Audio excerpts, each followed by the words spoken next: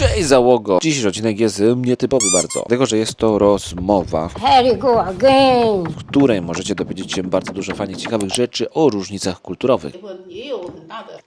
Bo tak, kultura zachodnia i wschodnia dzieli ogromny mur chiński i nie tylko.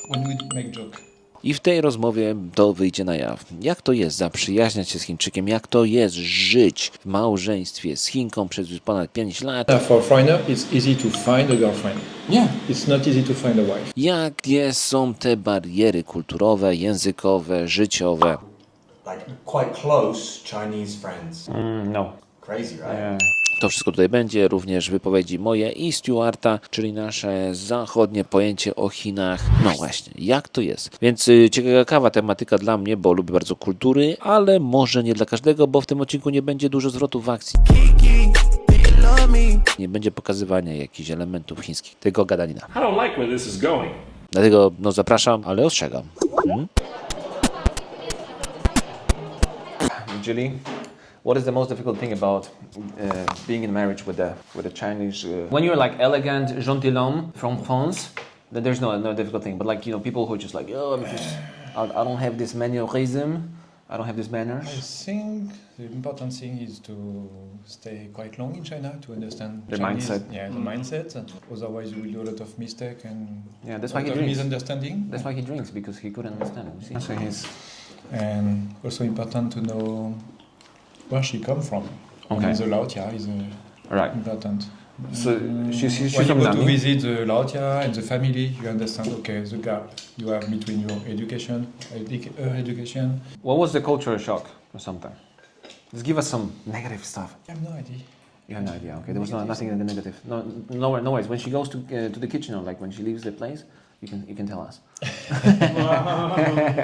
No, we're joking. When we make joke, Oh yeah. Oh yeah. it's difficult to make joke. The I make sarcasm. joke and they all look at me like this. Yeah. Not because my Chinese is okay. My Chinese is not good, but even if they understand my Chinese, they don't understand my meaning and my The humor. double entendre. Let's Yeah. use the French word. It's really difficult. You make Yeah. a joke, Sarcasm. you think, yeah, Irony. Double entendre. we don't laugh about the same thing. Yeah. So what do they laugh about? Money. That's a good talk answer. about That's a good money. answer. Yeah, they normally talk about money and food. Those two Money, things. food. Yeah. Yeah, that's correct. Yeah, and okay, another difference is about the conversation. When you have a daily conversation with Chinese people, every time the same topic, and in France we talk about Yeah. whatever, politics, football, cinema. And That's in why- China, you just focus on business and money and buy a house, and it's difficult to leave these topics. Yeah. So same thing for me. Like, it's difficult for me to make friends with Chinese people, just namely because of that. For me, sense of humor is very important, as you know, and like the complexity of topics, ain't that complex, ain't that vast. So it's that thing. So how you guys manage to go through all these obstacles? Like because conversations are very important. The cultures difference are big. I mean, when we are together, this is not a business. This is when we are with friends or family. But together, we don't have this issue. I understand more and more the Chinese culture, and she also understands my culture. So Okay. it's a mix. Nice. I don't know what else to say. Maybe after this I'm going to believe in love. No, I will not, but that's a polite answer. Okay, thank you so much. 如果你不想回答也可以不回答。就是跟外国人在一起，这个是麦克风。在外国人在一起，最大的障碍、最大的文化差别在哪里？文化差别除了白人饭的不好吃之外，饮食文化也差别很大，饮食文化差别很大。差别很大。所以你不吃奶酪是吗？面包？对，我吃不惯奶酪。你吃不惯奶酪吗？我的妈呀！我很少吃奶酪，我试了一下。哎呦啊呼！我现在最大的不能接受一个就是奶酪。我先走了，你们继续吃吧啊！你们慢慢吃啊。但是我现在慢慢开始去先试一下，吃一点我更喜欢的味道。就是有我喜欢的味道，只是说那个羊奶酪可能味道比较大。对，螺蛳粉。对，螺蛳粉的味道。对，所以我先走了，然后。我觉得如果一个外国人一个中国人一起结婚，最大的问题是奶酪，还可以。对，如果有一个很喜欢吃奶酪的，那个可以没问题。对你来说，所以饮食差别是最大的障碍吗？还是有别的？最大是文化冲突。文化冲突。对，比如说你们沟通啊，比如说你们还是有很大。第一年你们在一起，第一个月在一起了，或者你们刚刚共住了，刚刚同住了。我们前3年4年很好，没有很大问题。OK， 一般是这样子，爱情是三年的，所以我跟他说了是5年，哦，你已经超过了，超标了。对，因为很多生活上有很多东西，大家的思想、个性、性格不一样。对呀，其实文化差异超级大可以不大，但是个人性格，你就算我跟中国人，中国人跟中国人结婚，也有很大的问题。对，是不是？特别是男人跟男人结婚的时候。这个中国少啊，这个比较少，对对，这个是泰国那边好像。性格你说的是什么的？性格是说的是性格，因为是每个人的性格都不一样啊，就是他其实大部分来说具体一点，对呀。具体的话，可能举个例子呗。你们可能比较自由啊，对呀，就非常自由。想法可能会在情绪上啊，有很多随时来。对我生活在一个帐篷里面，我知道了。我不知道你们那边，但是我说的是他们这边的人。所以就是比较注重，怎么说，看重个人的想法、个人的情绪啊，不是那么综合，不是那个什么整个家庭。但总的来说，我们2个是性格有很合，别人我不知道，但是总的来说，我们会比较很平和的去相处，比较平静的相处。对，不是。但是就是有冲突是什么时候？就是说有问题。2个人想法不一样的时候，他比较有很多时候他会主张他的看法。那当然，男人，对，男人必须得男人，你也不想要一个男人是变成一个女人，是不是？最起码很多时候有点大男人主义，肯定还是有的。对呀，必须得有点有，没有女人喜欢就是不知道要吃什么，要不今天我们去可以不去吗？当然了，好的，谢谢你了。 True, because at first I thought like, well, the topics are very limited because I don't know them that well. But then I found out, even if you know them a long time, if they don't have the right mindset, it's still going to be very superficial, surface topics. But yeah, some people you can talk with more. I think this is how many Asians are. Like they're just more pragmatic, and they're not looking for double entendre for more specific, things to think about. Just there's just those 2 ways where I'm supposed to follow, and that's it. I follow. Well, here's a kind of. That sounds racist, right? But I think that's the least racist way I could phrase it. That's quite true, but it's not just about following and not following. It's like what you grow up around. What's like a common topic? Maybe, for example, at school in England, people talk about football a lot. I don't follow football, so I can't join in on this one, but maybe it's something I can join in on. And for them, I want to ask you something. You've been here a long time, like I've been here a long time. Now, you know a lot of Chinese people, colleagues or acquaintances or whatever.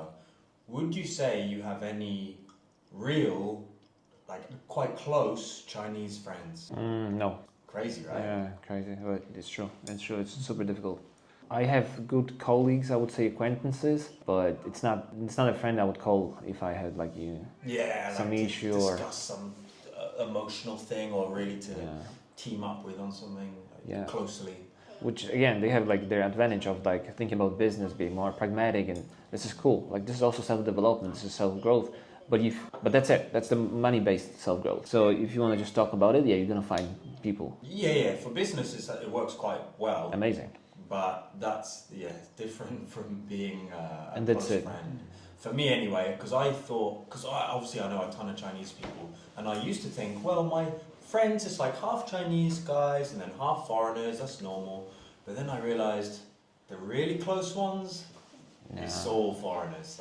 Yeah, because it's not because we don't want to get into this culture. It's just the way we were wired is I want to have deeper connections on few levels. It's not only about food and money.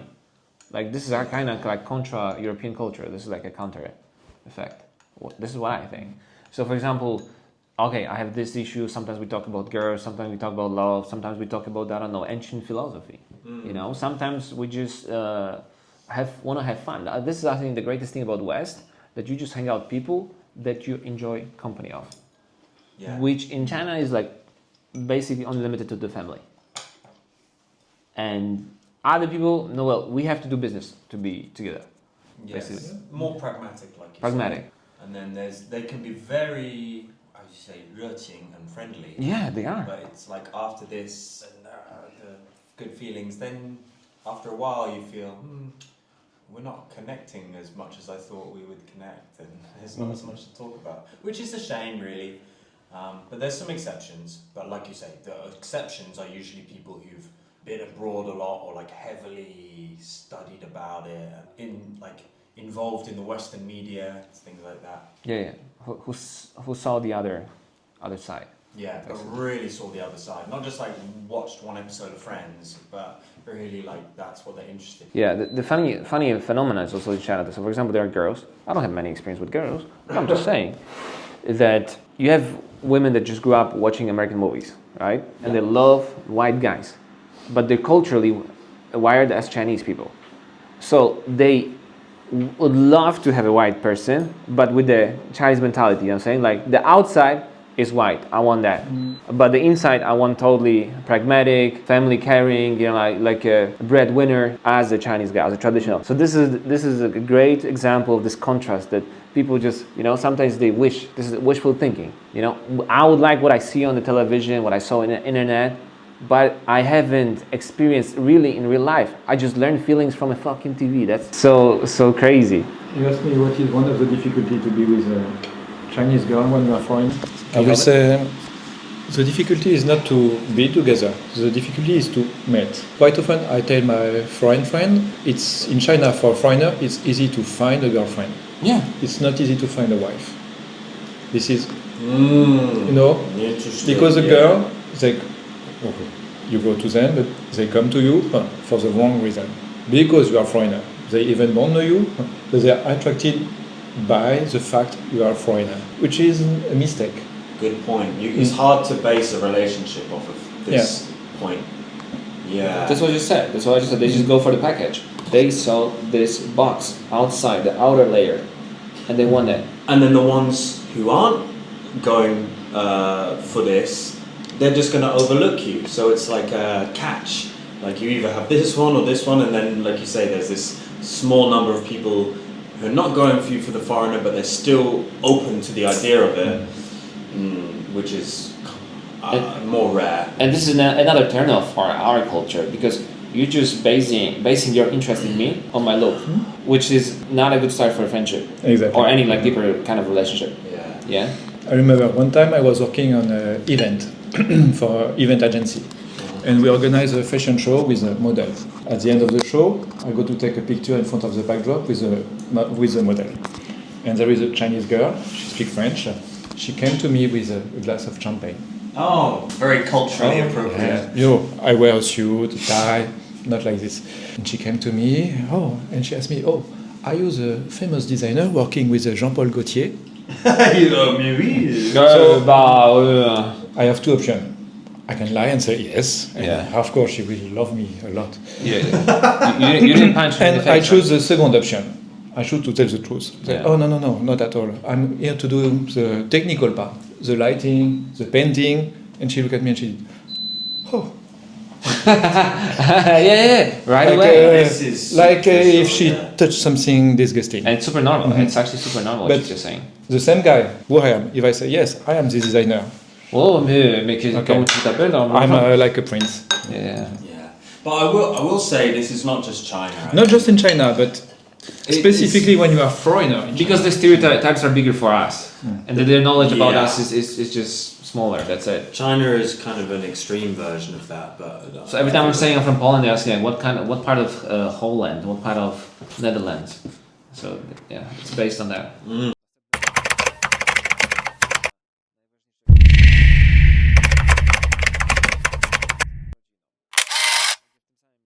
Dzięki, że obejrzeliście ten odcinek. Jestem jeszcze w Guangzhou, kolegi tutaj w szafie Bardzo gorąco jest strasznie, fajnie, że klimatyzacja stara, ale działa. I przepraszam, że zmniejszyła się częstotliwość wrzucania filmików, ale spowodowane jest to trudnością podróży, w której teraz się znajduję. Mianowicie jestem w Kantonie, zdobywam papierki na wizę i przygotowuję się do wyjazdu do Xinjiangu, tak jest, do bariery granicznej pomiędzy Uzbekistanem a Chinami, czyli tam Pakistan, Indie, te granice. Xinjiang. Znany region z tego, że tam robi się bawełnę, ale również dlatego, że jest to dom Ujgurów, czyli bardzo rozsławionej ostatnio grupy etnicznej, która ma korzenie tureckie. Xinjiang słynie z przepysznego jedzenia, które super jest przyswajane przez nasze białe żołądki. Białasy uwielbiają xinjiańskie jedzenie, no bo to w sumie prawie tureckie. Oczywiście, że nie do końca, ale tak. To jest region bardzo ciekawy, newralgiczny. Dziennikarze tam nie mogą jechać, tylko turyści, uwaga, mogą, nie tak jak do Tybetu. Warto tam pojechać, ja będę tylko chyba w jednej miejscowości, no chyba, że wysiądę gdzieś w pociągu, po prostu zobaczę coś ciekawego i wysiądę. Jadę do miejscowości Kashgar, jednej